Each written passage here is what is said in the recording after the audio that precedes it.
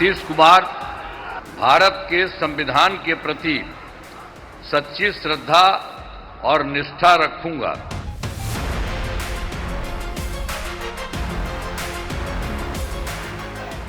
मैं सम्राट चौधरी ईश्वर की शपथ लेता हूं। मैं विजय कुमार सिन्हा ईश्वर की शपथ लेता हूं।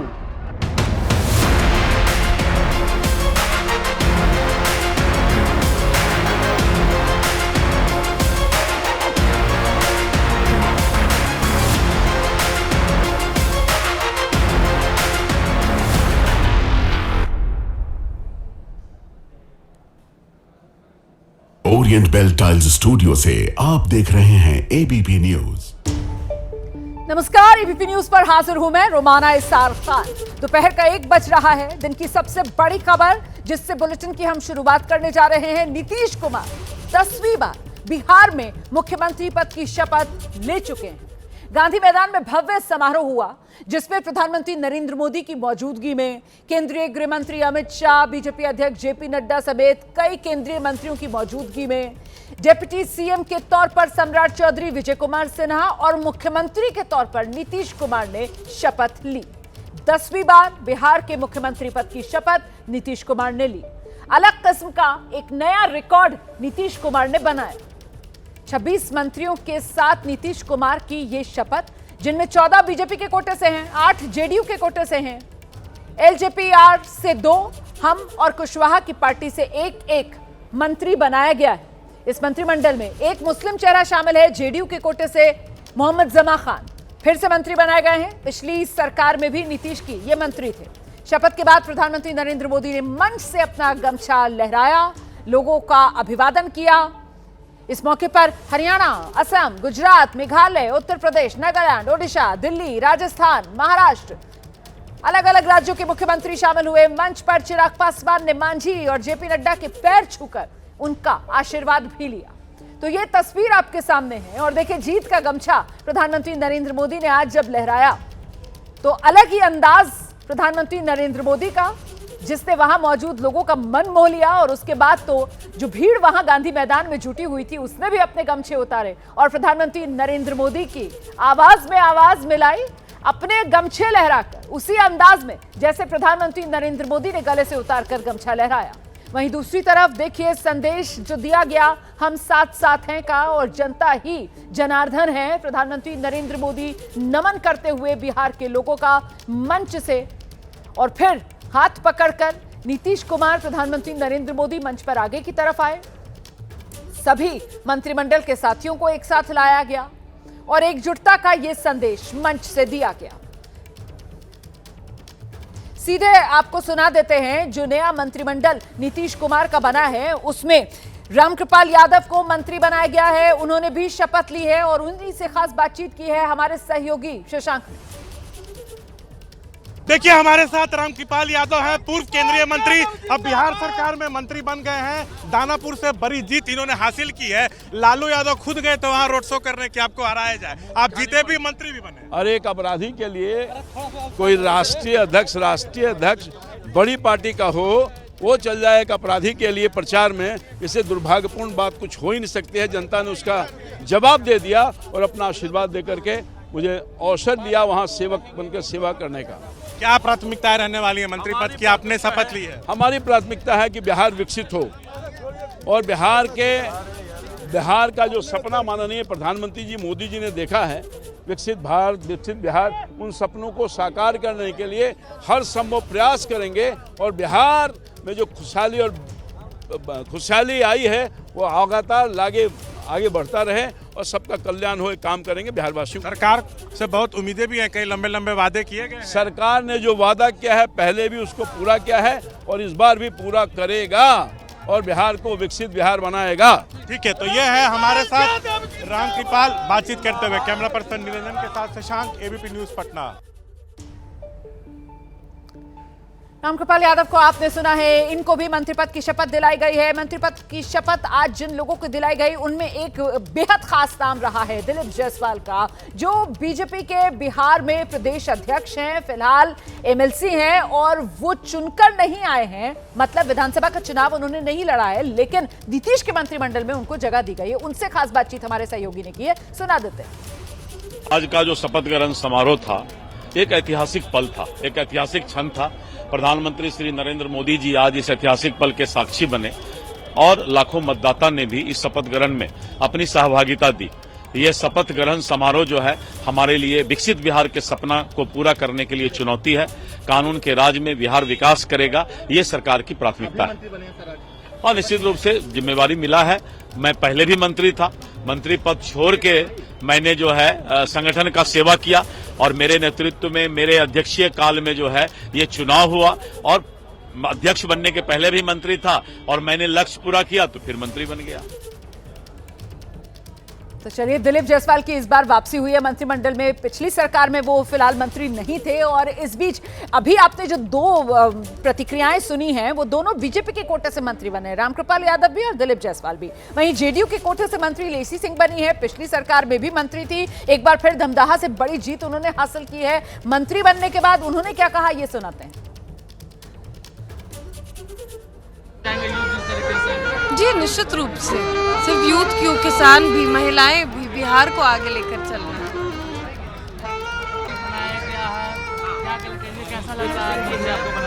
इसे आपके चैनल के माध्यम से मैं अपने जो है कि यशस्वी प्रधानमंत्री जी नरेंद्र मोदी जी और बिहार के मुख्यमंत्री जी को बहुत बहुत धन्यवाद दूंगी और पूरे हमारे भारतीय जनता पार्टी के सभी जो बड़ी हमारे नेता है सभी को मैं धन्यवाद दूंगी। मुझे विश्वास जताया और मैं उनके कदमों से कदम मिलाकर पूरे बिहार के विकास में उनका सहयोग करूंगी और विकास की प्रगति रफ्तार से आगे और बढ़ेगी। जिस तरीके से महिला लोगों ने बढ़ चढ़कर काफी वोट दिया तो उसका लगता है कि यह महिला है, महिलाओं को आपको अच्छा परिचालन एकदम से महिलाओं और युवकों का सभी का वोट मिला और सरकार बनाने में मदद हुई, उनको बहुत बहुत धन्यवाद, बहुत आभार। तो यार बीजेपी के कोटे से जो मंत्री बनी है रमा निषाद, श्रेयसी सिंह, उनको सुन रहे थे। रमा निषाद की अगर बात की जाए तो औरई से जीत कर आई है, पहली बार विधायक बनी है और पहली बार विधायक बनने के बाद ही सीधे मंत्रिमंडल में जगह दी गई है। इस बीच जरा लेसी सिंह, उनकी भी प्रतिक्रिया दिखा दीजिए।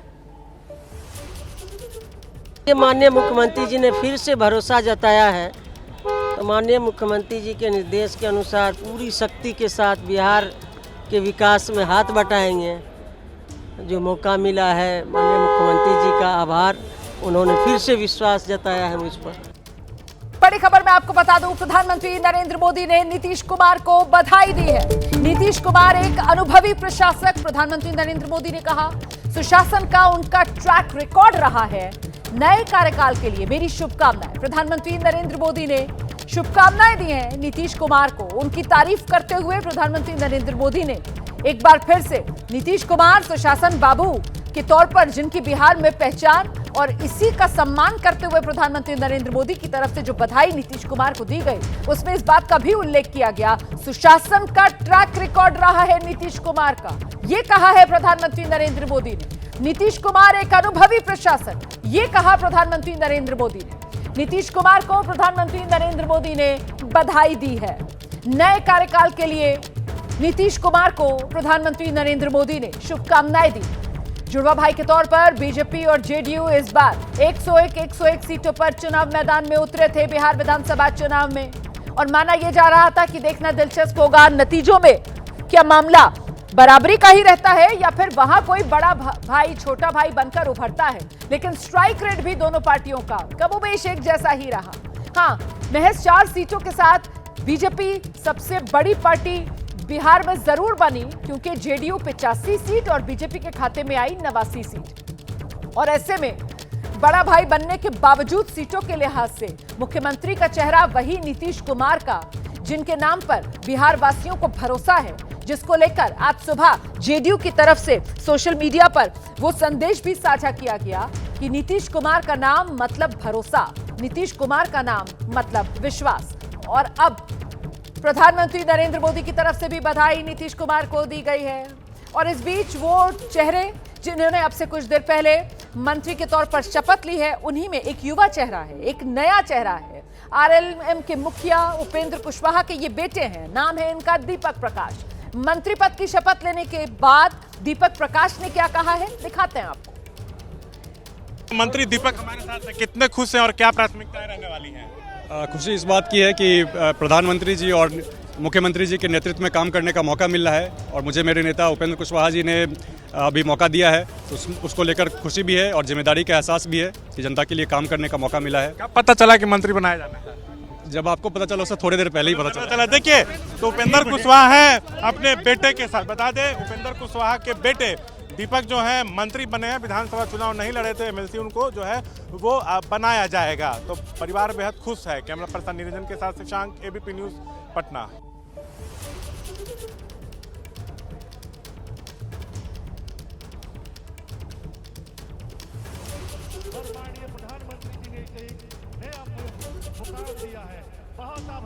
शपथ ग्रहण समारोह की ये तस्वीरें आपके सामने हैं। नीतीश कुमार ने इतिहास रच दिया है, 10वीं बार मुख्यमंत्री के तौर पर शपथ ले ली है। वो सबसे युवा चेहरा मेरे ख्याल से मंत्रिमंडल में होगा, दीपक प्रकाश, जिसको अभी आप सुन रहे थे। आरएलएम के मुखिया उपेंद्र कुशवाहा के बेटे हैं। हालांकि पत्नी जीत कर आई हैं उनकी। दीपक चुनाव मैदान में नहीं उतरे थे, लेकिन अब वो एमएलसी के रास्ते इस मंत्रिमंडल में शामिल किए जाएंगे। इस पर मोहर लग गई है क्योंकि मंत्री के तौर पर उन्होंने शपथ ले ली है। और ऐसे में ये तस्वीर अपने आप में बेहद महत्वपूर्ण हो जाती है, जहां पर एकजुटता एनडीए की और वो केमिस्ट्री प्रधानमंत्री नरेंद्र मोदी और नीतीश कुमार की।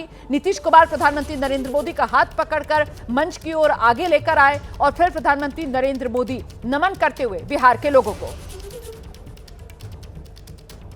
और इस बीच जो नए मंत्री बने हैं, जिसमें संजय सिंह से लेकर श्रवण कुमार तक, और उनकी प्रतिक्रियाएं आ रही हैं मंत्री पद की शपथ लेने के बाद, सुना देते हैं आपको। देखिए, नेतृत्व के प्रति आभार। मुख्यमंत्री जी ने, एनडीए गठबंधन के नेताओं ने, पार्टी के नेताओं ने भरोसा किया। मेरी कोशिश होगी उस भरोसा पर खरे उतरे। आज का जो शपथ ग्रहण समारोह था, एक ऐतिहासिक पल था, एक ऐतिहासिक क्षण था। प्रधानमंत्री श्री नरेंद्र मोदी जी आज इस ऐतिहासिक पल के साक्षी बने और लाखों मतदाता ने भी इस शपथ ग्रहण में अपनी सहभागिता दी। ये शपथ ग्रहण समारोह जो है हमारे लिए विकसित बिहार के सपना को पूरा करने के लिए चुनौती है। कानून के राज में बिहार विकास करेगा, ये सरकार की प्राथमिकता है। और निश्चित रूप से जिम्मेवारी मिला है।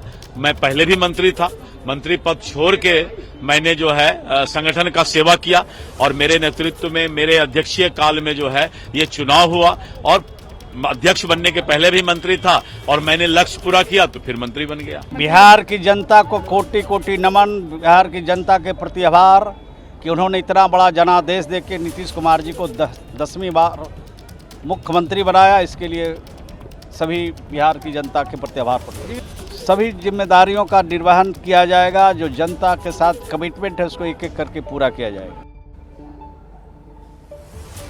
तो कुल मिलाकर आप कह सकते हैं कि मिला जुला स्वरूप इस मंत्रिमंडल का देखने के लिए मिल रहा है, जहां पर अनुभव को तरजीह दी गई है, साथ ही युवा जोश जो है उसको भी सम्मिलित किया गया है। ऐसे में सीधे आपको ग्राउंड जीरो पर लेकर चलेंगे। हमारे साथ हमारे सहयोगी बलराम पांडे इस वक्त मौजूद है और जरा बलराम से ही जानते हैं। बलराम, ये जो स्वरूप नीतीश के मंत्रिमंडल का सामने आया है, इसको लेकर जो समर्थक हैं क्या कह रहे हैं?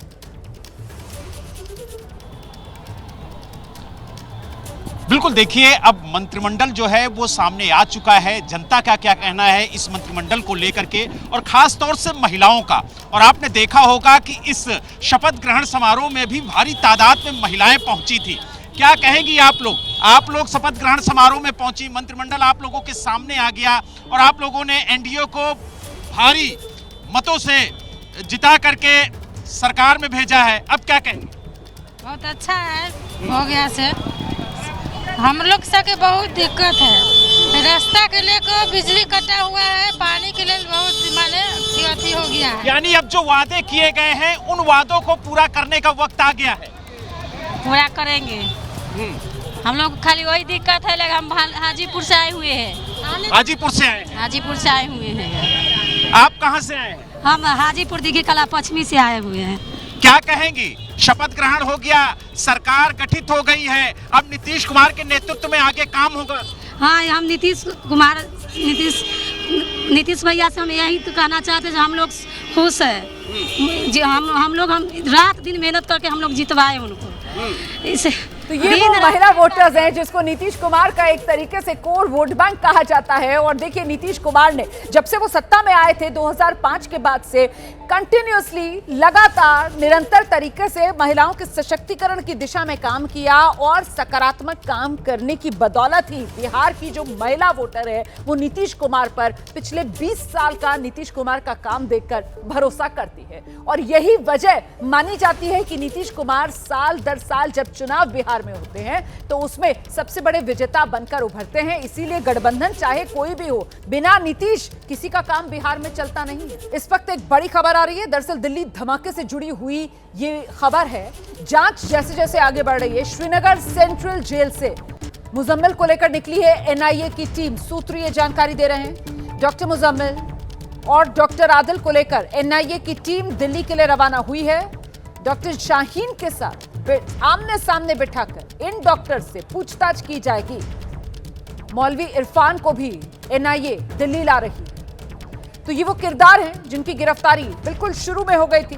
Doctor Muzammil, doctor Adil, doctor Shaheen और अब मुजम्मिल को, आदिल को श्रीनगर से दिल्ली लाया जा रहा है।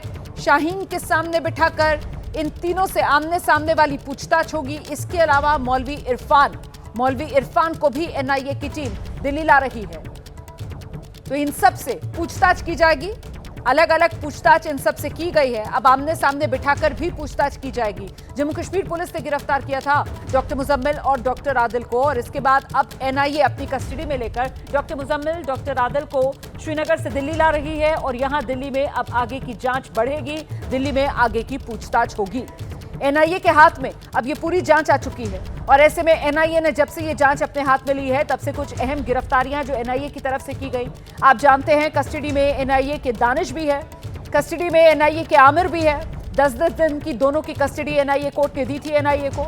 और अब ऐसे में doctor Muzammil, doctor Adil, doctor Shaheen, इन सबको आमने सामने बिठाकर एनआईए पूछताछ की तैयारी में, ताकि साजिश कितनी गहरी थी और साजिश की परतें किस तरीके से आपस में जोड़ी गई वो खुल सके, पूरा षड्यंत्र जो है वो सामने आ सके, उसकी तह तक पहुंचा जा सके। सीधे आपको लेकर चलेंगे हमारे साथ हमारे सहयोगी आसिफ कुरैशी इस वक्त मौजूद है। आसिफ, बेहद महत्वपूर्ण हो जाता है, जांच अब इन धमाकों की एनआईए के हाथ में आ चुकी है और ऐसे में वो गिरफ्तारियां जो जम्मू कश्मीर पुलिस ने की थी, मतलब अब अपनी कस्टडी में लेकर एनआईए दिल्ली लाएगी इन सभी लोगों को और फिर दिल्ली में आगे की पूछताछ। आसिफ।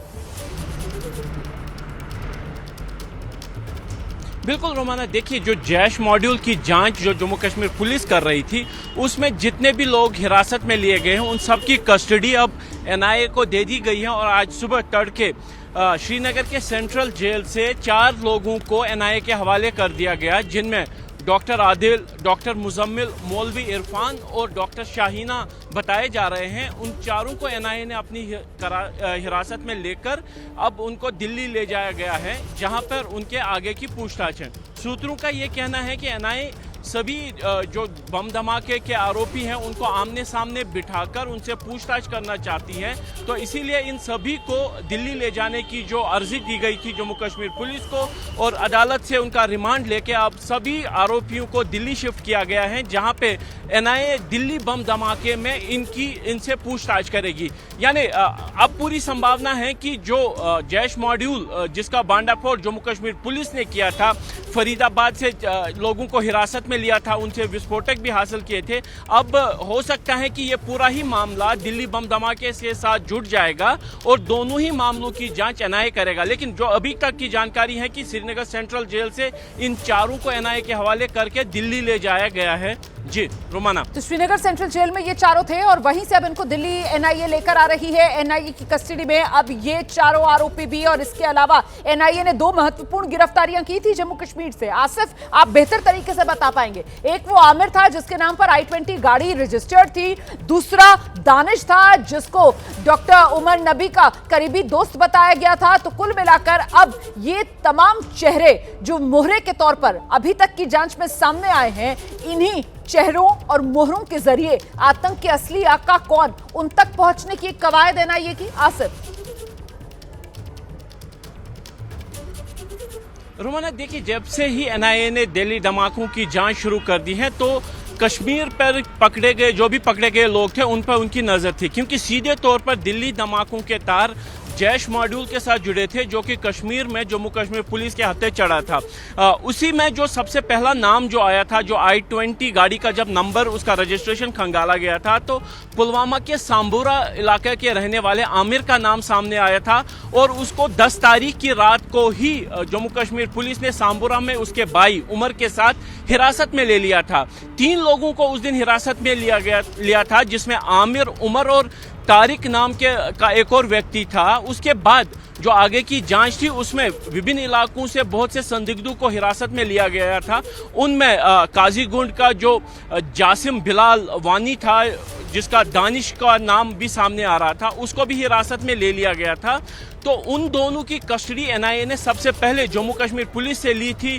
पहले जो आमिर को दिल्ली ले जाया गया, फिर जासिम को दिल्ली ले जाया गया और अब आज 4 और आरोपियों को जो है जम्मू कश्मीर पुलिस की हिरासत से एनआईए की कस्टडी में दे दिया गया है और इस मामले की जांच जो वहाँ आगे अब पूरी तरीके से एनआईए ने अपने हाथों में ले ली है। अभी तक की जो जांच हुई है, सूत्र उसको लेकर क्या बता रहे हैं? क्या जांच में तह तक पहुंच चुकी है एनआईए, या फिर अभी भी कुछ ऐसी कड़ियां हैं जो जुड़ना बाकी हैं और इसीलिए इन सभी को आमने सामने बिठाकर पूछताछ बहुत जरूरी हो जाती है? आसिफ, रोमाना देखिए, अभी तक की जांच में केवल जो बातें सामने आई हैं उसमें एक षड्यंत्र की बात सामने आई है और इसके जो 4 या 5 किरदार हैं वो सामने थे। एक किरदार की मृत्यु हो चुकी है, डॉक्टर उमर नबी, उसकी मृत्यु हो गई है इस धमाके में। बाकी जो मॉड्यूल के साथ जुड़े हुए लोग थे उन लोगों के तार भी हैं इस मॉड्यूल के साथ, तो अच्छे तरीके से साबित भी हो चुके हैं, चाहे वो मौलवी इमरान हो, चाहे वो डॉक्टर आदिल हो, डॉक्टर मुजम्मिल हो, डॉक्टर शाहीना हो या फिर आमिर और जासिम हो। लेकिन इसका सूत्रधार कौन है, कहां से ये इनको जो गाइडेंस मिल रही थी, कहां ट्रेनिंग मिली, किस तरीके से इस पूरे षड्यंत्र को रचा गया, किस तरीके से विस्फोटक लाए गए और क्या इनकी मंशा थी? क्या सिर्फ एक धमाका करना था या फिर 32 धमाके जैसा कि कुछ सूत्र बता रहे हैं? क्या कोई बड़ी वारदात करनी थी? उस पूरी वारदात को खंगालने के लिए, उस पूरी जो षड्यंत्र है उसको खंगालने के लिए, चूंकि एनआईए को अब ये सौंप दिया गया है, तो पूरी साजिश खंगालने का काम एनआईए करेगा। और क्या इसके तार टर्की और पाकिस्तान से जुड़े हैं, वो अगर साबित करना है तो सभी आरोपियों को आमने सामने बिठाकर उनके सभी जो भी साक्ष्य मिले हैं उस पर उनसे आमने सामने बिठाकर बात करेगी एनआईए, और ताकि इस पूरे षड्यंत्र के तार कहां कहां पर जुड़े हैं, कौन कौन इस मॉड्यूल का हिस्सा है, वो फिर सामने आ सकता है। तो इसी की कड़ी आज की ये ट्रांजिट रिमांड माना जा रहा है जो एनआईए। बड़ी बात आप कह रहे हैं। आसिफ, जरा सा मेरे साथ रहिए आप, एक और बड़ी खबर है, दर्शकों को वो दे देते हैं, उसके बाद मैं दोबारा आपके पास आऊंगी। देखिए, आतंक का ये जो डॉक्टर मॉड्यूल है ना, इस डॉक्टर मॉड्यूल पर कश्मीर भर में जांच तेज हो गई है। अनंतनाग मेडिकल कॉलेज, यहां पुलिस ने बड़ी छापेमारी की है। अनंतनाग जीएमसी में जो लॉकर्स हैं डॉक्टर्स के, पुलिस उनकी तलाशी ले रही है। पुलिस ने डॉक्टरों के लॉकर्स की जांच की है। आसिफ का एक बार फिर से रुख करेंगे। आसिफ, वो डॉक्टर आदिल का लॉकर ही खुला था और उसी लॉकर में, जहां पर जम्मू कश्मीर पुलिस तो सोच रही थी कि शायद भड़काऊ सामग्री होगी, कुछ बैनर पोस्टर वहां से निकलेंगे, लेकिन वहां से वो हथियार निकल आया था। जिसके बाद जब जांच आगे बढ़ी तो फिर ये पूरा का पूरा षड्यंत्र खुलकर सामने आया। अब ये एहतियाती तौर पर माना जाए कि जम्मू कश्मीर पुलिस की तरफ से जो मेडिकल कॉलेज हैं और जो डॉक्टर्स हैं वहां पर जो उनके लॉकर्स हैं उसकी जांच की जा रही है। अभी एक तरीके से एसओपी का हिस्सा बना दिया गया है क्या जम्मू कश्मीर में? आसिफ, बिल्कुल रोमाना, देखिए, जब AK-47 मिलने का मामला सामने आया था उस समय तक भी जम्मू कश्मीर पुलिस इतना बड़ा मामला नहीं मान रही थी, लेकिन उसके बाद जो हथियार मिलने का सिलसिला, विस्फोटक मिलने का सिलसिला शुरू हुआ और फिर जब दिल्ली धमाका हुआ तो सभी सुरक्षा एजेंसियों के कान खड़े हो गए और जिस संख्या में डॉक्टर्स ही इसमें इन्वॉल्व अभी तक पाए गए हैं, तो इसीलिए किसी भी तरह का जोखिम उठाने के लिए ना प्रशासन और ना ही सुरक्षा एजेंसियां तैयार है। इसीलिए 10 तारीख को जब धमाका हुआ, 11 या 12 तारीख को ही गवर्नमेंट मेडिकल कॉलेज श्रीनगर की तरफ से अपने सभी कॉलेजेस और एसोसिएट हॉस्पिटल्स में निर्देश जारी कर दिए गए कि जितने भी लॉकर्स यहाँ पे, चाहे वो डॉक्टर्स, पैरामेडिकल स्टाफ या अन्य स्टाफ के नाम पर हैं, और जो ये नहीं बता पा रहे हैं कि लॉकर किसके नाम पे है, कौन सा लॉकर है, वो आइडेंटिफाई किया जाए, फिजिकली आइडेंटिफाई किया जाए। उसके बाद ये जो SOPs हैं पूरे कश्मीर घाटी के अस्पताल में जारी कर दिए गए और हर जगह पे स्थानीय पुलिस की मदद से लॉकर्स की जांच हुई, लॉकर्स की आइडेंटिफिकेशन हुई, किस डॉक्टर या किस पैरामेडिक के पास कौन सा लॉकर है ये सुनिश्चित किया गया। और लॉकर्स की तलाशी का ये सिलसिला केवल कश्मीर घाटी में नहीं रहा है, जम्मू क्षेत्र में, जम्मू संभाग में भी विभिन्न इलाकों में प्रशासन, हॉस्पिटल एडमिनिस्ट्रेशन और पुलिस हॉस्पिटल्स में जाकर जो है लॉकर्स को खंगाल रही हैं, तो उनको तलाशी ले रही हैं। और साथ ही लॉकर अगर कोई आइडेंटिफाई नहीं हो रहा है कि किस डॉक्टर या पैरामेडिक के पास है, उसको तोड़कर, उसको खोलकर उससे तलाशी ली जा रही है, कहीं उसमें कोई संदिग्ध सामान नहीं है। लेकिन कहीं ना कहीं जो जिस तरीके का सबक जो सुरक्षा एजेंसियों को मिला है कि हॉस्पिटल के अंदर हथियार हो सकते हैं, ऐसा किसी और जगह पे ना हो, इसीलिए इसको अब एक स्टैंडर्ड ऑपरेटिंग प्रोसीजर के तौर पर ही पूरे जम्मू कश्मीर में लागू कर दिया गया है। रोमाना, लेकिन सवाल तो यह भी महत्वपूर्ण हो जाता ना कि SOP लागू करने में क्या देर तो नहीं कर दी है, क्योंकि कब डॉक्टर आदिल के लॉकर से वो हथियार मिला था और उसके बाद से जिस तरीके से ये पूरा का पूरा आतंक का नेटवर्क, इसका भंडाफोड़ हुआ, तो अगर इस तरीके की कोई संदिग्ध चीज कहीं किसी के लॉकर में होगी भी तो वो इंतजार तो नहीं करेगा कि इतने दिन के बाद यहाँ पर पुलिस की टीम पहुंचेगी और वो लॉकर की तलाशी लेगी, लॉकर्स की जांच की जाएगी। तो ऐसे में क्या यहाँ पर अभी कुछ डिले नजर आता है, कुछ कोताही, कुछ लापरवाही यहाँ पर नजर आ रही है क्या पुलिस की तरफ से? आसिफ, रोमाना देखिए, अगर इस पूरे मामले में देखें तो कोताही तो शुरुआत से ही हुई है, क्योंकि कहीं ना कहीं सुरक्षा एजेंसियों और खुफिया एजेंसियों की नज़र से ये मॉड्यूल 3 साल से चल रहा था, कैसे बचा रहा, वो सबसे बड़ा सवाल है जिसका जवाब हर कोई मांग रहा है। क्योंकि जैसा साक्ष्य सामने आ रहे हैं, 2022-2023 से इस मॉड्यूल के बनने का सिलसिला शुरू हुआ और 2025 अक्टूबर में 8 अक्टूबर के आसपास के करीब जब पोस्टर्स का सिलसिला शुरू हुआ, जो मामला 19 अक्टूबर को जम्मू कश्मीर पुलिस ने श्रीनगर के नौगाम इलाके में एक FIR करके उसकी जांच से शुरू कर दिया, वो एक बड़ा जो आतंकी प्लान था उसमें बदल गया है। और कहीं ना कहीं एक पोस्टर लगाने के एक मामूली केस की जांच पड़ताल जब अच्छे से की गई जम्मू कश्मीर पुलिस की तरफ से, तो इतना एक बड़ा मॉड्यूल जो है वो सामने आ गया और जिस तरीके से उसने पूरे देश को हिला दिया है, उससे कहीं ना कहीं ये सवाल भी उठ रहे हैं कि आखिर जांच में कहीं ना कहीं कमी तो रह गई थी। उमर सुरक्षा एजेंसियों के राडार पे था, उसका फोन जो था वो धमाके वाले दिन से 3 दिन पहले तक चल रहा था, उसको ट्रैक करने में देरी हो गई, जिसका नतीजा ये निकला कि दिल्ली धमाका हो गया। हालांकि पुलिस ने बड़ी मात्रा में हथियार और विस्फोटक बरामद करके एक बड़ी साजिश को तो विफल कर दिया, लेकिन एक जरा सी चूक के कारण दिल्ली में धमाका हुआ जिसमें 15 लोग मारे गए। उसके बाद विस्फोटक कश्मीर लाए गए और यहाँ पे पुलिस स्टेशन नौगाम में एक धमाका हुआ जिसमें 9 और लोगों की जान गई, 32 और लोग जख्मी हो गए, पूरा पुलिस स्टेशन उठ गया। और कहीं ना कहीं जिस तरीके से अब देरी हो रही है जमीन पर ये चीजें इंप्लीमेंट करने में, उससे कुछ सवाल तो सुरक्षा एजेंसियों, खुफिया एजेंसियों की तैयारी पर जरूर उठ रहे हैं, लेकिन इस तरीके की घटना रिपीट ना हो ये सुनिश्चित करने के लिए अब इन सारे SOPs पर जो है इम्प्लीमेंटेशन जमीन पे किया जा रहा है। जानकारी आप दे रहे हैं। इस वक्त की बड़ी खबर जानिए आप, अल फलाह यूनिवर्सिटी से जुड़ा एक और आतंकवादी का नाम सामने आ रहा है। दरअसल 2007 में अहमदाबाद का जो ब्लास्ट हुआ था, इस मामले में अल फलाह के एक छात्र का नाम सामने आया है। इंडियन मुजाहिदीन का सक्रिय सदस्य मिर्जा शादाब बेग इसका नाम है। मिर्जा शादाब बेग अल फलाह इंजीनियरिंग कॉलेज का छात्र रह चुका है। सूत्रों के मुताबिक शादाब बेग अफगानिस्तान में कहीं छिपा हुआ है। सीधे आपको लेकर चलेंगे, हमारे साथ हमारे सहयोगी मनोज वर्मा इस वक्त मौजूद हैं। मनोज, मतलब बैकग्राउंड चेक जब इस अल फलाह यूनिवर्सिटी का हो रहा है तो ये तो बड़ा खुलासा है, मतलब आतंक की नर्सरी के तौर पर पहले भी अल फलाह यूनिवर्सिटी की भूमिका देश के सामने थी। मनोज, जी बिल्कुल, देखिए पहले देश के सामने थी और जो मिर्जा शादाब बेग है इंडियन मुजाहिदीन का सक्रिय सदस्य था।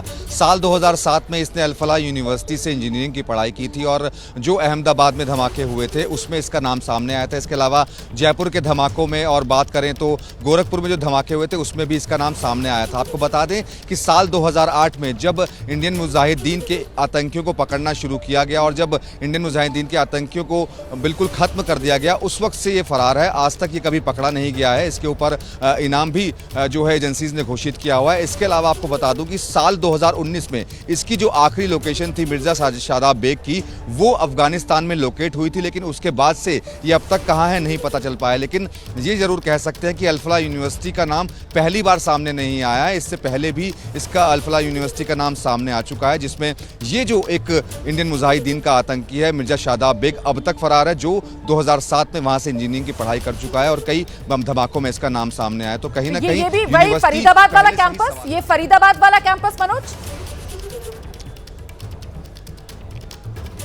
जी बिल्कुल, आपको बताना चाहूँगा कि जो यूनिवर्सिटी की शुरुआत थी वो इंजीनियरिंग कॉलेज से ही हुई थी। तब वहाँ पर इंजीनियरिंग की पढ़ाई होती थी और फरीदाबाद वाला ही ये कैंपस है। 2007 में मिर्जा शादाब बेग ने यहाँ से बीटेक किया था, इंजीनियरिंग की थी और उसका जो नाम है वो अहमदाबाद के धमाकों में सामने आया था। आपका इस तमाम जानकारी के लिए मनोज वर्मा। ये खबर आपके लिए लेकर आए हैं अल फलाह यूनिवर्सिटी और यहाँ के इंजीनियरिंग कॉलेज से पहले भी एक आतंकवादी निकल चुका है इंडियन मुजाहिदीन के साथ, जिसका कनेक्शन था। नाम मिर्जा शादाब बेग, जो अहमदाबाद जयपुर धमाकों का आरोपी है और फिलहाल कहीं अफगानिस्तान में छिपा हो सकता है।